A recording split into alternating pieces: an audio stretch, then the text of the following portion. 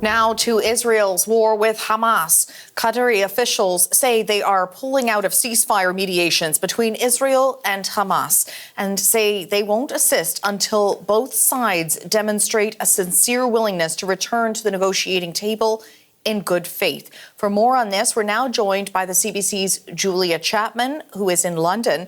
So, Julia, tell us more about what we're hearing from these officials today. Well, Linda, Qatari sources are briefing the media that the government will no longer mediate Gaza ceasefire talks.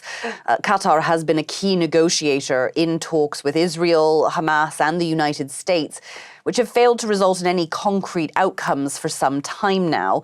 The process did secure a major prisoner exchange, however, last year. It's also been reported that Hamas has been asked to close its office in Doha. It has been the center of its political operations for around 12 years now. And this move comes after reporting that the US was urging Qatar to take this step, although the Times of Israel quotes a source today denying that this move comes at America's request. Now, those briefed by Qatar are reporting that officials say the country can only mediate when both sides show a genuine interest in finding a solution, the implication being that that is no longer the case. A Hamas spokesperson told the AFP news agency that it has no information about being kicked out of Qatar, but if it is confirmed, it's a big blow to any hopes that the conflict in Gaza can be brought to an end soon after more than a year since October 7th. And as we talk about these ceasefire talks coming to a halt, the war is going on. And of course, the humanitarian situation we're hearing now worsening. Food security experts warning of an imminent famine in northern Gaza. We're getting reports of people rationing out their last bits of food in order to survive. What more can you tell us about what's going on the ground there? A very stark picture being painted, and it comes as Gaza continues to be bombarded by Israeli strikes. There has been an alert issued by the Famine Review Committee. Now, that's an independent body that is activated when a region is faced with food insecurity. And the alert was issued to warn of a strong likelihood of imminent famine in parts of northern Gaza specifically.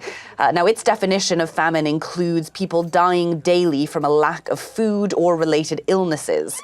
Aid agencies warn that supplies across Gaza are dwindling. Sigrid Kaag, the UN's aid chief for Gaza, has been speaking on a visit to a school in Nuseirat. I come to Gaza as often as I can to push to have assistance get into Gaza and be distributed. What we've seen, of course, in the last weeks, that assistance barely made it in, or the UN as a whole could reach people. We were not in a position to do so. Israel has come out today and called that assessment of imminent famine biased. The IDF says 11 trucks delivered aid into northern Gaza on Thursday. They say that's among 713 since the beginning of October. But aid groups say what's getting through is nowhere near enough. And Israel is also, of course, still fighting Hezbollah in Lebanon. We've seen strikes from both sides of the border today. We have, and throughout today, air raid sirens could be heard in parts of northern Israel, where the military says at least 25 rockets were launched from Lebanon. The Israel Defense Forces say some were shot down while others fell in unpopulated areas. There have been no reports of casualties. Now, Hezbollah says it was targeting a military base north of the Israeli city of Haifa. Firefighters today in the south of Beirut have been working to extinguish blazes set off by Israeli airstrikes overnight. Israel says it struck command centers and weapons factories being used by the militant group there. Lebanon has also reported that 7 people were killed in Israeli strikes on the southern Lebanese city of Tyre yesterday. 2 of them were children, and at least 46 others were also injured, according to health officials there. Israel says its campaign in Lebanon aims to protect northern Israeli residents and allow those who have fled to return home.